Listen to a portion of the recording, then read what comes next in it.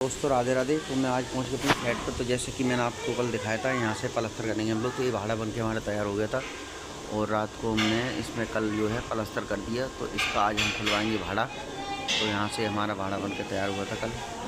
अभी खोलने वाले आ रहे हैं तो हम इस भाड़े को खुलवाएँगे अभी। फिर 11 बजे के बाद नो एंट्री खुलती है, तभी वो गाड़ी लेकर आएगा, उसके बाद लेके जाएगा। तो हमारा पलस्तर हो गया वहाँ से।